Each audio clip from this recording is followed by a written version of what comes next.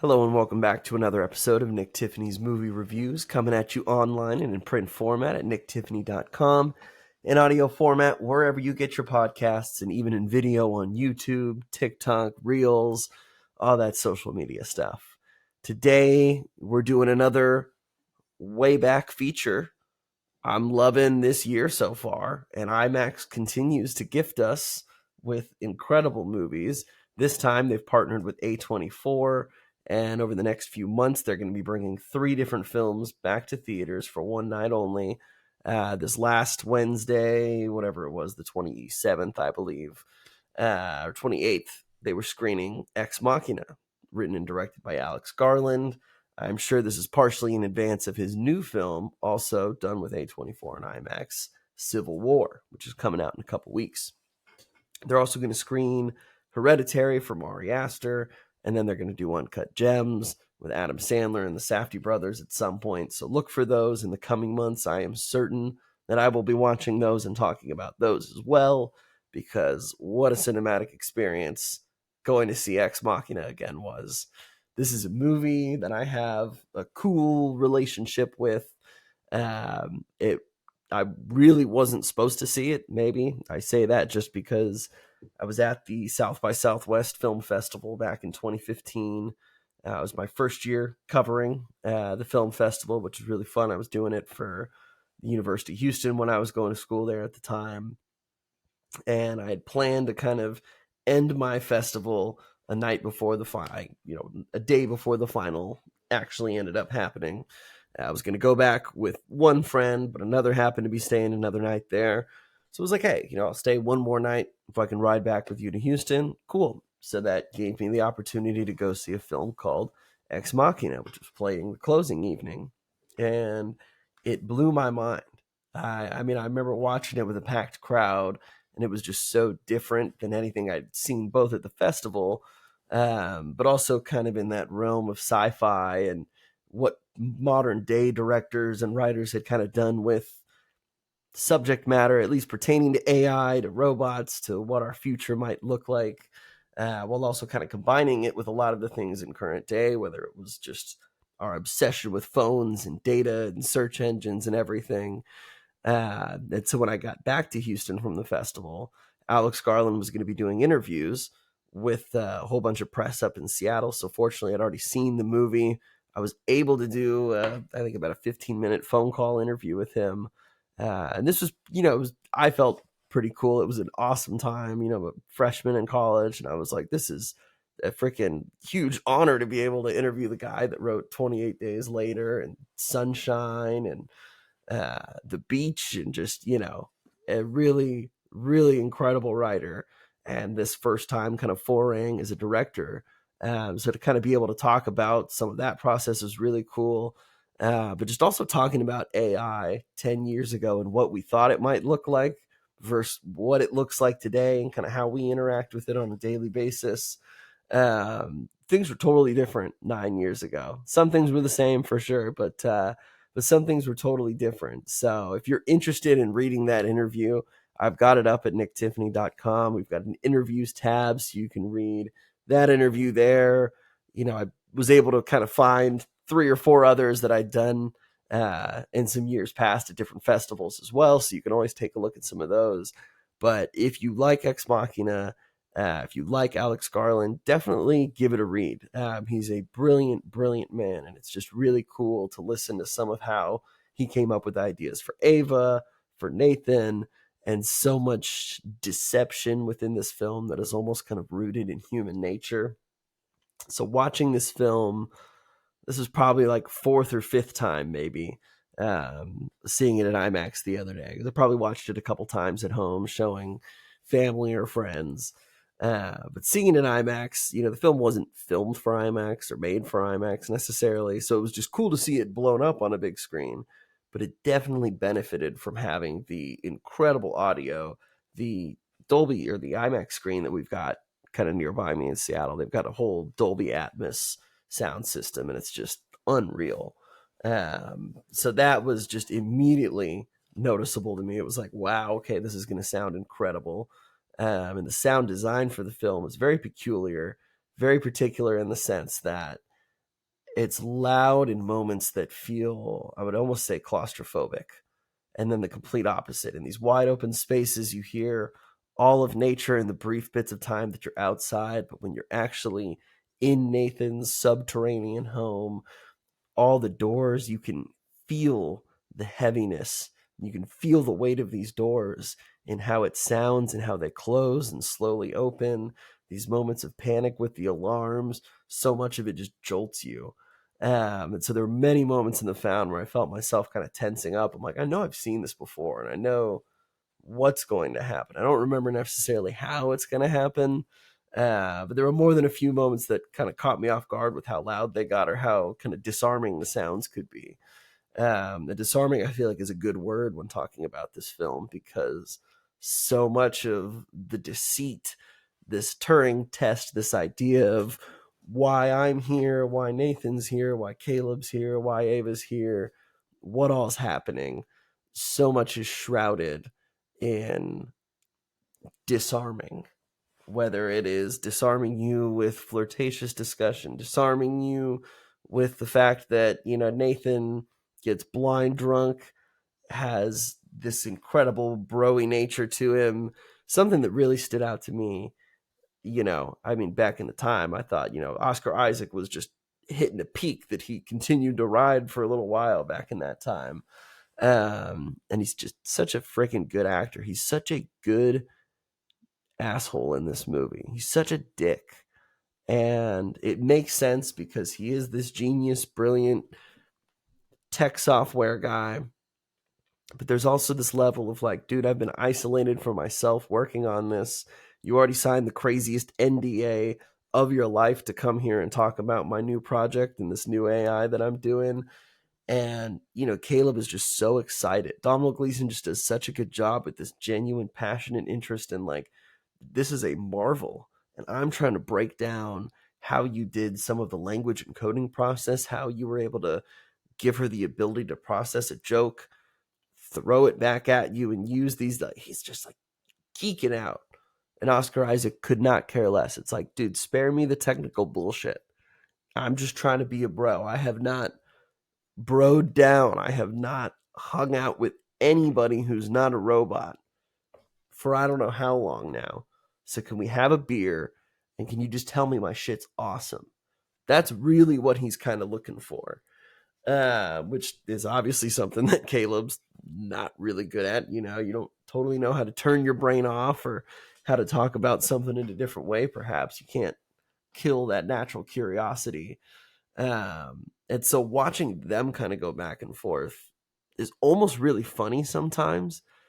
Sometimes because it's so uncomfortable because you're like, okay, he's really standoffish. And I'm like, I get, this is Oscar Isaac's home. This is his place, but the way he goes about telling you things is just kind of rude. It's like, oh, yeah, your key card will open doors and some it won't. If it opens, wow, it's meant for you. If it doesn't open, not meant for you. And just, he kind of plays through things like Donald Gleason's character is just a child, but he also wants him to be interested and he wants him to be super down with everything. And so he's trying to play this game of like, all right, I can be standoffish. I got to give you little breadcrumbs here because I do need to get your opinion. I need to get your feedback on how these sessions go. But it just, I don't know. Oscar Isaac, and sometimes I feel like playing drunk is not always easy. Some people can overdo it real quickly. I think the drunk that he kind of plays is one who does just get annoyed and just gets pissed off. It's like, dude, I don't want to freaking talk about that. Like, shut the hell up. Let's talk about something else. Just tell me my shit's cool. Just like, stop trying to talk to the robot, dude. I told you, or stop trying to talk to the Asian woman, man. I told you she doesn't speak English. You're wasting your time. And the way he talks to him is all, I was just like, oh man, I'm like, you're just rude, my guy. But obviously, Domhnall Gleeson's character just kind of takes it because you're here in this isolated home, I'm sure thousands of miles from civilization, hundreds, if not at least. And so there's this kind of claustrophobic feeling too of like, yeah, I'm in your house, I'm a guest, but I don't know if this guy totally likes me. Like we don't get along. I don't know how I'm going to spend a week here with him because I would rather spend this week talking to Ava.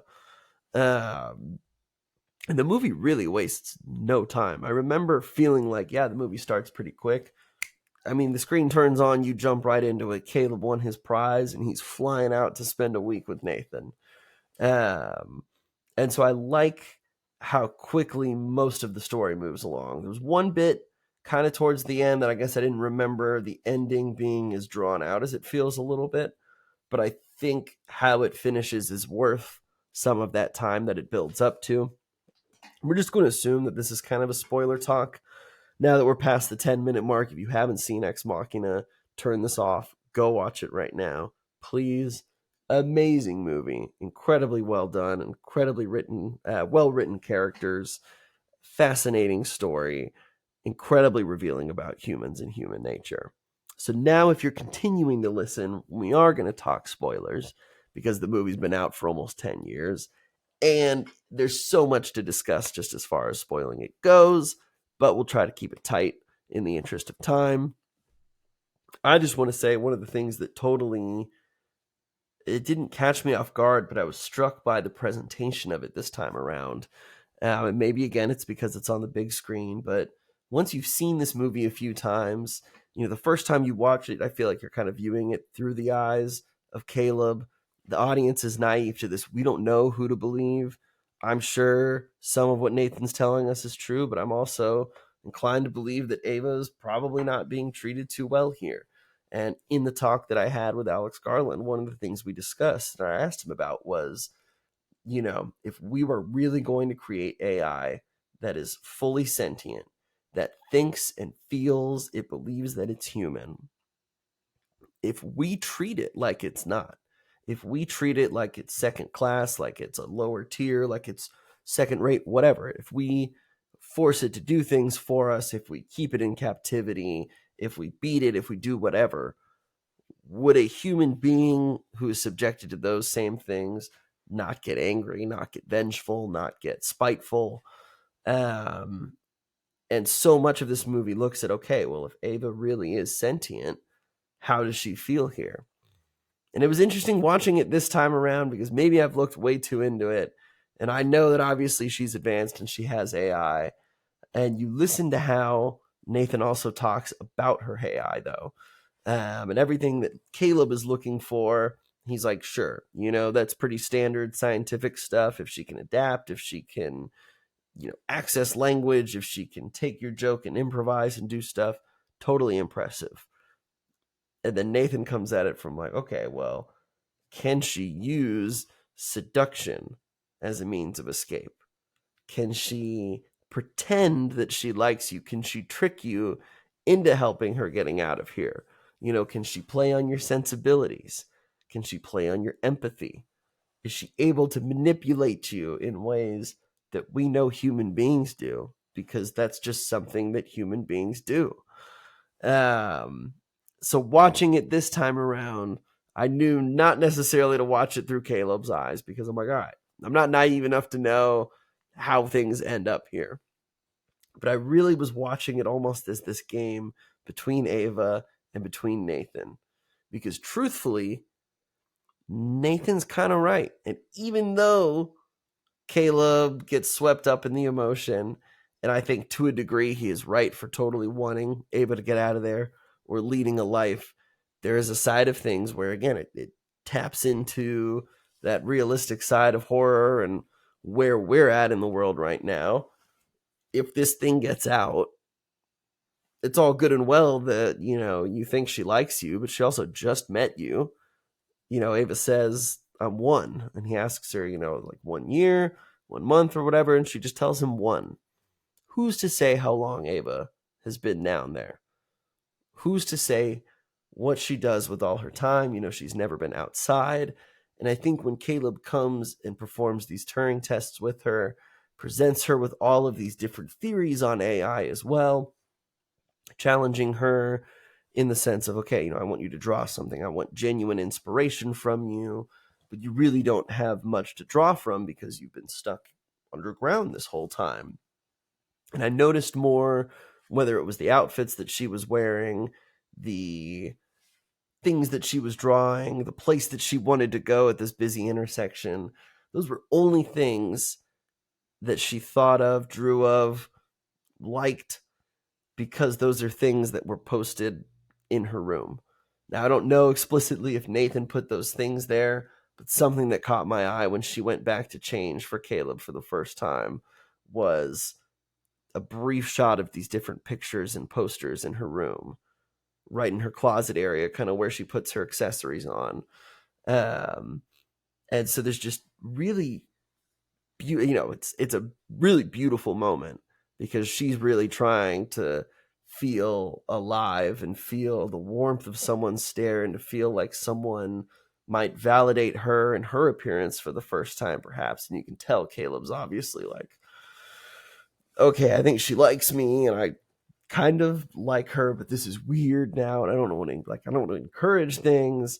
It's just such a beautiful and then somewhat awkward scene after, just in terms of thinking about the movie Her from Spike Jonze. Like, I really do think, again, if there's real consciousness here and a real ability to improvise and respond and know you and speak deeply about things or whatever, you feel this, that connection is real.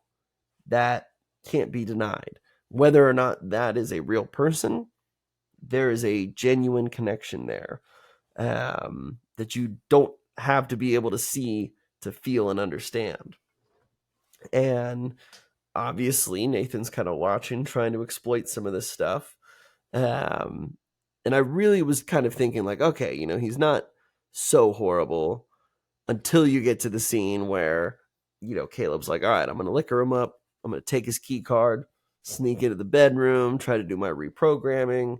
But then he starts watching all the footage and he watches all of these different robots being built. He looks at all the, naked pieces of these robots being built over time, how they're beat down, how Nathan uses them in sickening ways, has them hanging up in his closet, and some of it, like the horror imagery of it, really stuck out to me.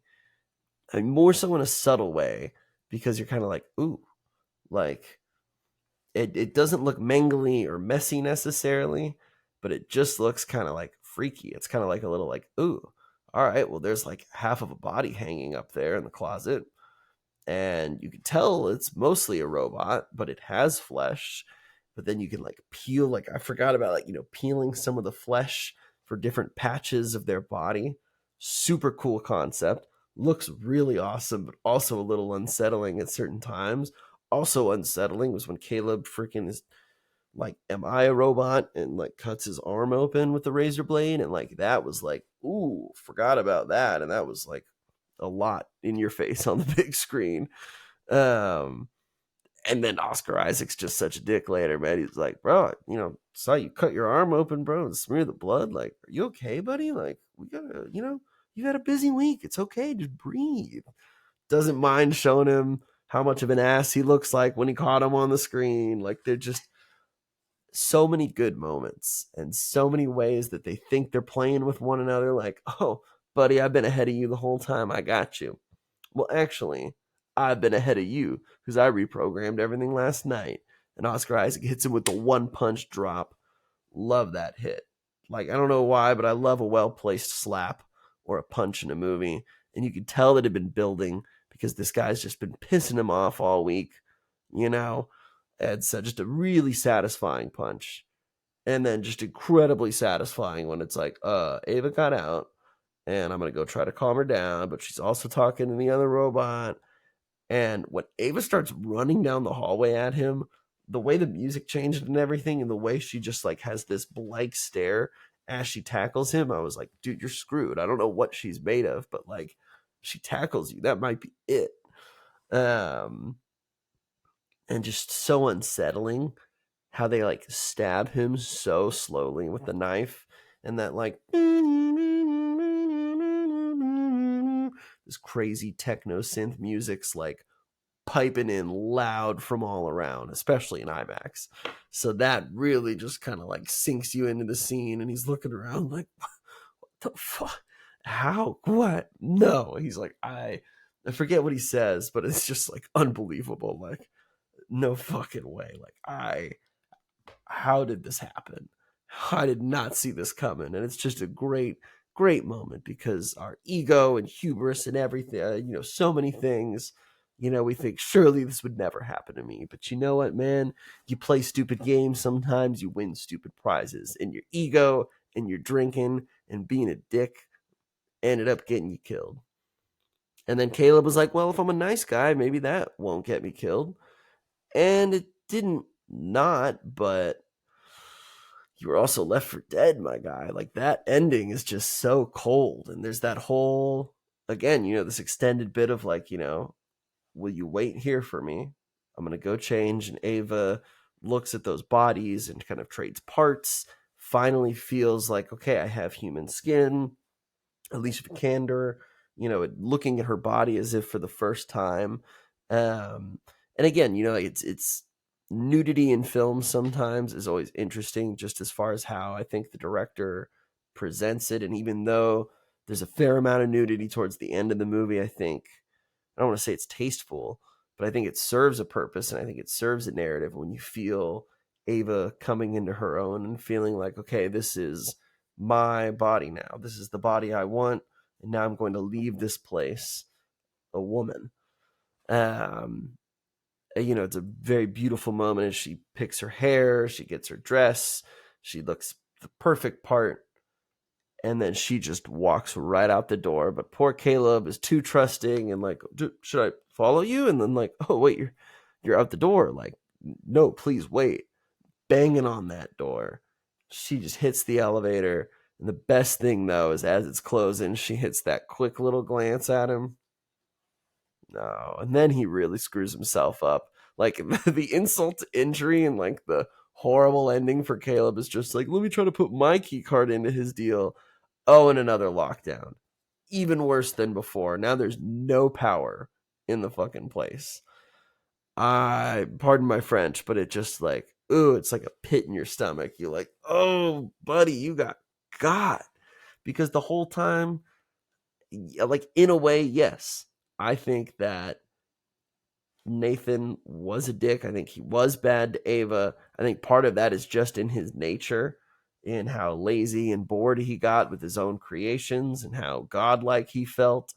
Um, but then I also feel like Ava was totally taking advantage of Caleb because she knows, hey, you're sweet, you're unassuming, you care for me. Wow, that was easy. You're going to help me get out of here, please, because he beats me. And so it is. I'm like, both Ava and Nathan are just playing around with Caleb. Obviously, when Nathan reveals to him, or when Caleb kind of opens up and it's like, man, I didn't randomly win a project, did I? Or a prize, did I? Like, you specifically picked me to be here, because of my coding ability, because, I'd be good for this. And then it's like, oh, no, dude, it's even worse. You've got no family, no record. You're a good kid, pretty decent programmer. Based Ava's face off his porn profile. There's this whole deeper dive and like subtle joke telling that Oscar Isaac does where it's like, oh, how did you map all the voices and ability to do this? And he's like, I pretty much just flipped on every phone's camera and recorded audio briefly around the world. And he's like, but I'm never going to get in trouble for it because the big cell phone companies do it all the time. So they'd have to, they'd get sued themselves. Huge data breach. But we know these things happen. And it's crazy how many little things that are just casually talked about or tossed aside in the film are like, that's actually kind of prevalent in today's society. So I know we're getting near the 25-minute mark. I'm going to wrap this up just by saying this is just such a cool and unique movie that I think really shows you how Alex Garland thinks about humanity as well, though. I mean, if you watch Sunshine, you watch 28 Days Later, you look at Annihilation, you look at his movie Man or Men, he doesn't have the greatest overall view of humanity. He has a very realistic take, maybe sometimes a little nihilistic take, perhaps, on humanity.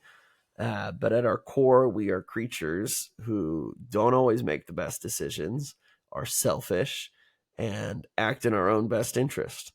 And if Ava is trying to become a human, if they were trying to create AI that was pretty human like, I think they hit the nail on the head. I miss seeing Alicia Vikander in movies. I need to see more of her.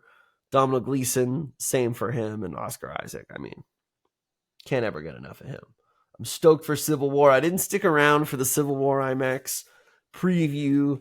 I don't know. I wanted to go into that one blind. Watching the Dune preview after Dune 1 in IMAX, that was, I'm like, I'm down to watch a little bit of Dune 2 early. Can't blame me for that. Civil War, though, will be a surprise. If you stuck around long enough to listen to this, thank you again. You can find, if you care for it, I've got my old 2015 review in print for that as well. I'll be posting that in conjunction with this. So if you'd like, you can go back and read that. If you want to read like 19-year-old me's thoughts on that movie, you can also go to nicktiffany.com and you can read that the interview with Alex Garland for Ex Machina. Tons of fun, tons of just really interesting stuff in there. Thank you again, as always, for listening. Hopefully, we're going to have another throwback film here soon enough. So hopefully you're also excited like I am for that review. Thanks again, as always, for listening, you guys. You can find us at NT Movie Reviews on all social media networks, podcast platforms, and on YouTube, and all those other video media platform deals. Thanks again, and we'll see you next time.